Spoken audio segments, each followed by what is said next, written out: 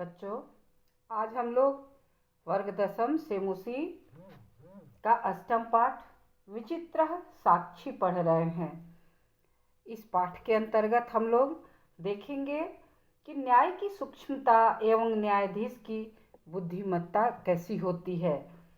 न्याय के महत्व का मानव जीवन पर क्या असर होता है, उचित न्याय का महत्व क्या है, समुचित न्याय कहते किसे हैं और ये कैसे कैसे किया जा सकता है, सामान्य एवं निर्दोष जनता में न्याय के प्रति श्रद्धा का भाव कैसे जागृत किया जा सकता है, निर्दोष जनों को निश्चित रूप से न्याय मिलना चाहिए, मिलेगा, ऐसा विश्वास हम इस कहानी के माध्यम से दिला सकते हैं। सबसे पहले हम इस कहानी के और कुछ जानते हैं कि यह कहानी आखिर किसके बारे में है, कैसे है। इसमें दिया हुआ है, अयम पाठः ओम प्रकाश ठाकुर विरचित कथायाः संपादितः अंशः अस्ति। यह ओम प्रकाश ठाकुर द्वारा विरचित कथा का संपादित अंश है। यम कथा बंग साहित्यकार बंकिम चंद्र चटर्जी द्वारा न्यायाधीश रूपेण प्रदत्त निर्णयोपरि आधारिता अस्ति। यह कथा किस पर आधारित है? बंकिम चंद्र चटर्जी, जो बंगाल के मशहूर साहित्यकार थे, जब ये न्यायाधीश के रूप में इन्होंने एक न्याय किया था, उसी घटना पर आधारित है। न्यायकर्तारः सत्य असत्य निर्णयार्थं यदा कदा तादृशानां युक्तीनां प्रयोगं कुर्वन्ति याभिः प्रमाणं विना अपि न्यायः स्यात्। न्यायकर्ता जो होते हैं, जो जज होते हैं, वह सत्य और असत्य के निर्णय के लिए कभी कभी ऐसी युक्तियों का प्रयोग भी करते हैं जिनके द्वारा बिना प्रमाण के भी न्याय किया जा सकता है। अस्यां कथायामपि न्यायाधीशेन तथैव मार्गः आचरितः। इस कथा में भी न्यायाधीश के द्वारा वैसा ही एक मार्ग पर चला गया है। अब यहाँ से कहानी शुरू होती है। कश्चन निर्धनो जनः भूरि परिश्रम्य किंचित वित्तम उपार्जितवान् तेन वित्तेन स्वपुत्रम् एकस्मिन् महाविद्यालये प्रवेशं दापयितुं सफलो जातः। तत्तनयः तत्रैव छात्रावासे निवसन् अध्ययने संलग्नः सम्भूत्। एकदा स्वपिता तनुजस्य रुग्णताम् आकर्ण्य व्याकुलो जातः पुत्रं द्रष्टुं च प्रस्थितः। परम अर्थकार्ष्येन पीडितः सः बसयानं विहाय पदातीरेव प्राचलत्। किसी गरीब आदमी ने खूब परिश्रम करके कुछ धन कमाया। उस धन से वह अपने पुत्र को एक महाविद्यालय में प्रवेश दिलाने में सफल हो गया। उसका पुत्र वहीं छात्रावास में निवास करते हुए पढ़ाई में जुट गया। एक बार वह पिता बेटे की बीमारी को सुनकर व्याकुल हो गया और पुत्र को देखने के लिए वह चल पड़ा, परंतु धन की कमी से दुखी वह बस को छोड़कर पैदल ही चल दिया। पदातिक्रमेण संचलन सायं समयेऽपि असौ गन्तव्यात् दूरे आसीत्। निशान्धकारे प्रसृते विजने प्रदेशे शुभयात्रा न शुभावः एवं विचार्य स्वपार्श्वे स्थिते ग्रामे रात्रिनिवासं कर्तुं कञ्चित् गृहस्थम् उपागतः। करुणापरो गृही तस्मै आश्रयं प्रायच्छत्। पैदल चलते हुए शाम के समय में भी वह अपने गंतव्य अर्थात जो जाने का स्थान है वहाँ से दूर ही था। रात के अंधेरे में फैले हुए विस्तृत निर्जन स्थान पर पद यात्रा उत्तम नहीं मानी जाती है। ऐसा सोचकर वह पास में स्थित गांव में रात में रहने के लिए किसी गृहस्थ के घर पर आया और दयालु गृह स्वामी ने उसे आश्रय दे दिया। इसमें हम लोग देखेंगे, जैसे यहाँ है कश्चन। कश्चन, इसका संधि विच्छेद क्या होता है? कह जोड़ चन, कश्चन। इसी प्रकार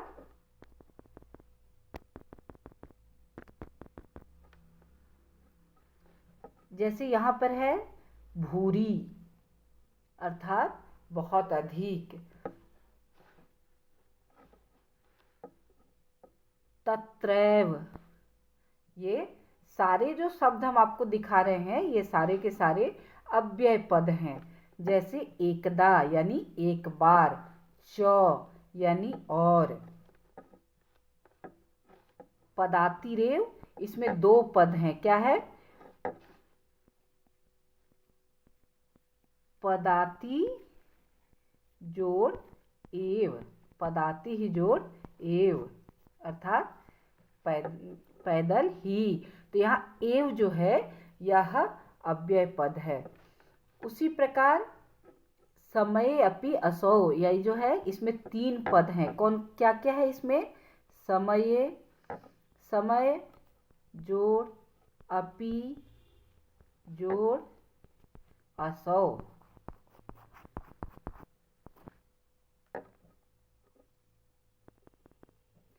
समझ में आया बच्चों? अब आगे बढ़ते हैं हम लोग।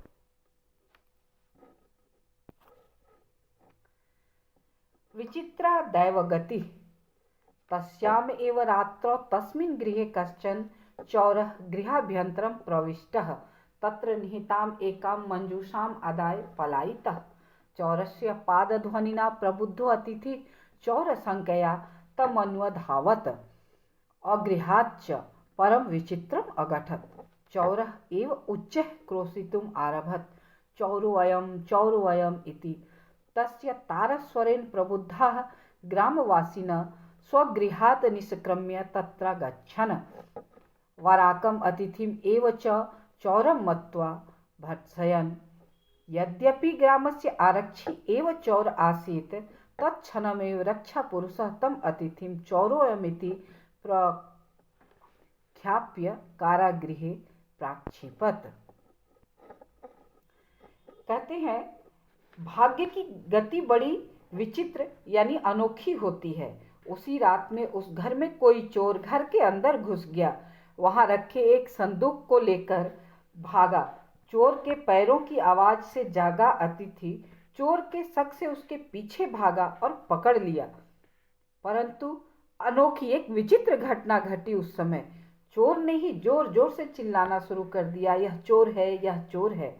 उसकी ऊंची आवाज से जागे गांव के निवासी अपने घर से निकलकर वहीं आ गए और बेचारे अतिथि को ही चोर मानकर उसकी निंदा करने लगे, उसकी भर्त्सना करने लगे, जबकि गांव का सिपाही ही चोर था। उसी क्षण रक्षक ने उस अतिथि को यह चोर है ऐसा मानकर जेल में डाल दिया। दैवगति अर्थात भाग्य की गति। तस्याम एव, क्या होता है यहाँ? तस्याम जोड़ एव, तस्यामेव।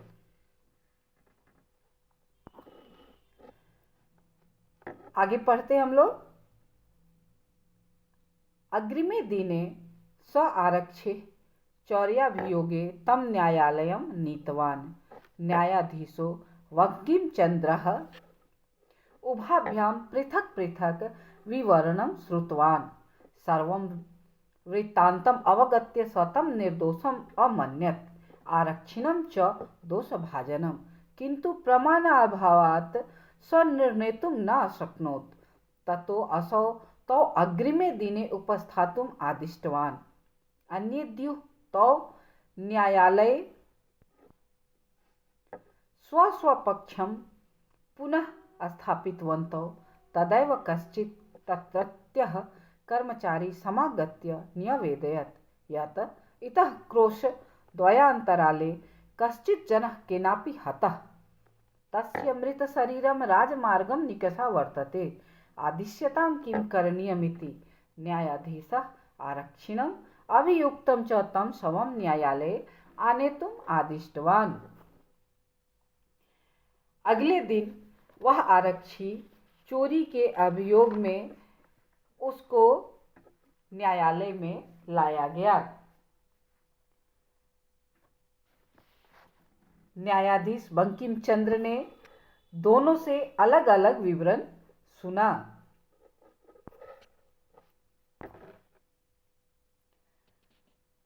सारा विवरण जानकर उन्होंने उसे निर्दोष माना और सिपाही को दोषी, परंतु प्रमाण के अभाव में निर्णय नहीं कर सके। उसके बाद उन दोनों को उन्होंने अगले दिन उपस्थित होने का आदेश दिया। दूसरे दिन उन दोनों ने न्यायालय में अपने अपने पक्ष को पुनः रखा।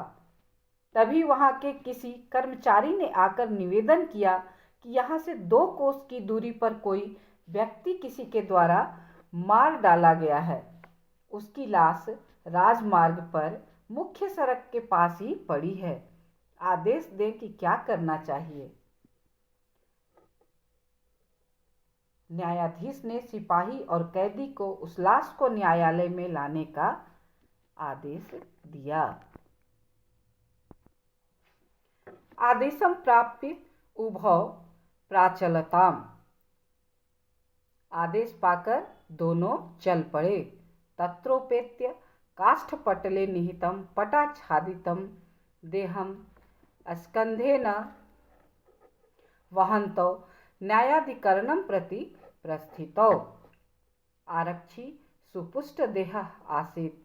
अभियुक्तश्च अतिकृशकायः भारवतः शवस्य स्कन्धेन वहनं तत्कृते दुष्करम् आसीत्। स्वभारवेदनया क्रन्दति स्म। तस्य क्रन्दनं निशम्य मुदित आरक्षी तम उवाच, रे दुष्ट, तस्मिन् दिने त्वया अहं चोरिताया मंजूषाया ग्रहणात् वारितः। इदानीं निजकृत्यस्य फलं भुङ्क्ष्व। अस्मिन् चौर्याभियोगे त्वं वर्षत्रयस्य कारादण्डं लप्स्यसे इति प्रोच्य उच्चैः अहसत्। यथा कथञ्चित् उभौ शवम् आनीय एकस्मिन् चत्वरे स्थापितवन्तौ। आज्ञा को पाकर दोनों चल पड़े। वहां पहुंच करके लकड़ी के तख्ते पर रखे कपड़े से ढके शरीर को कंधे पर उठाए हुए न्यायालय की ओर चल पड़े। सिपाही मोटे और शक्तिशाली शरीर वाला था और कैदी बहुत पतले शरीर वाला। भारी शव का कंधे से उठाना उसके लिए बहुत कठिन था। वह बोझ उठाने के कष्ट से रो रहा था। उसका रोना सुनकर प्रसन्न सिपाही उसे बोला, अरे दुष्ट, उस दिन तूने मुझे चोरी की गई पेटी को लेने से रोका था। अब अपने किए का फल भोग। इस चोरी के अभियोग में तू 3 वर्ष की जेल का दंड पाएगा। ऐसा कहकर वह जोर से हंसने लगा। जैसे तैसे दोनों ने लाश को लाकर एक चौराहे पर रख दिया।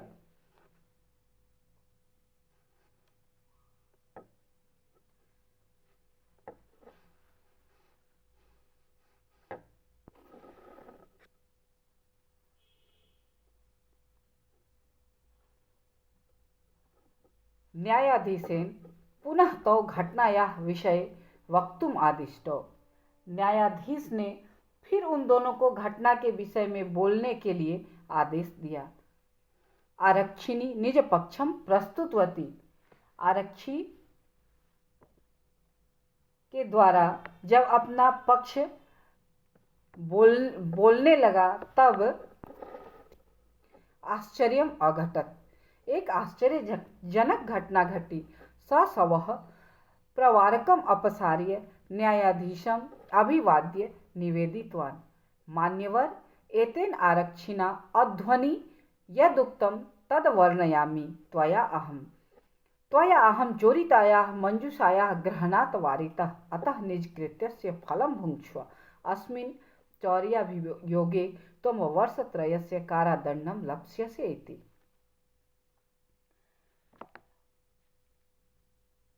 सिपाही के द्वारा अपना पक्ष रखने पर आश्चर्यजनक घटना घटी।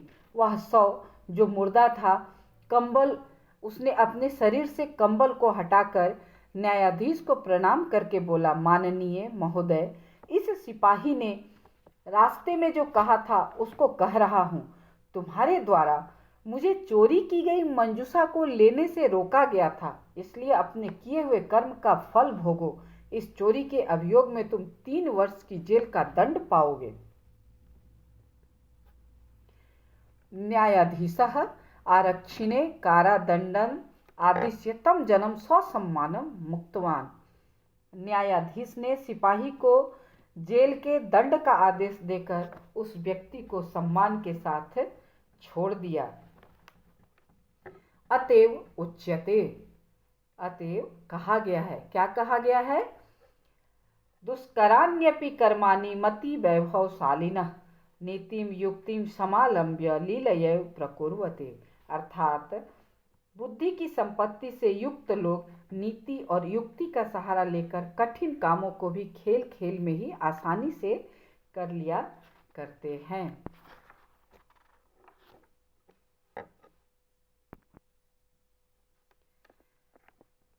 धन्यवाद बच्चों। अगली क्लास में हम इसके प्रश्न उत्तर को सीखेंगे।